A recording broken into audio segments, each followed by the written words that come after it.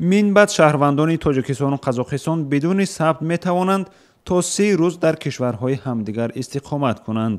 Парлумони Тоҷикистон 8 июн созишномаеро дар ин бора ба тасвиб расонд, ки будубоши шаҳрвандони Тоҷикистону Қазоқистонро дар кишварҳои ҳамдигар ба танзим медарорад.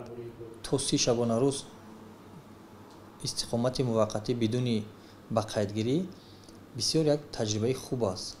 Якум ин ки шаҳрвандон бидуни барасмиядарорӣ ва ҳуҷҷатнигорӣ метавонанд ба давлатҳои якдигар сафар кунанд, сафари корӣ кунанд, сафари тиҷоратӣ кунанд, сафари сайёҳӣ кунанд. Ва дуюми он ки ба иқтисодиёти ё инфраструктураи рушди сайёҳии якдигар низ мусоидат мекунад. то ин замон шаҳрвандони ҳарду кишвар ҳақ доштанд танҳо то 3 рӯз бидуни сабти ном дар кишварҳои ҳамдигар зиндагӣ кунанд. Ва гуфтаи мақомоти тоҷик, ин созишнома моҳи марти ҳамин сол байни раисони ҷумҳурии Тоҷикистону Қазоқистон дар Остона имзо шудааст.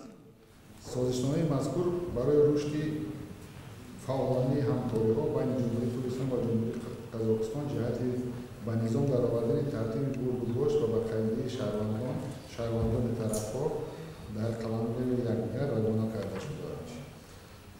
зимни тасвиби созишнома гуфта шуд, он имкон медиҳад теъдоди ҷаҳонгардон аз ҷумла шаҳрвандони ду кишвар ба қаламрави ҳамдигар афзоиш ёбад.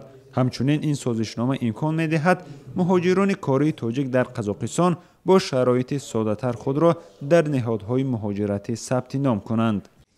шароит ва имконияти Қазоқистон нисбат ба муҳоҷирон, аз он ҷумла муҳоҷирони тоҷик хело васеъ ва менталитети тоҷикон бо қазоқҳо камтар якхела ҳастанд. ин як. дуюм, ба наздикӣ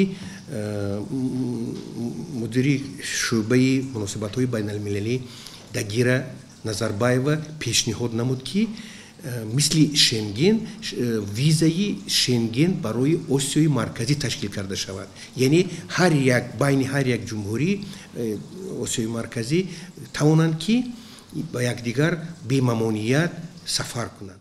ин созишнома бар пояи тавофуқи кишварҳои узви иттиҳоди давлатҳои мустақил таҳия шудааст. аз рӯи иттилои дарёфтӣ ҳоло дар Қазоқистон ҳудуди 100 000 шаҳрвандони Тоҷикистон машғули кор ҳастанд. Шодмон Ятим, Искандари Фирӯз, Озодӣ, Душанбе.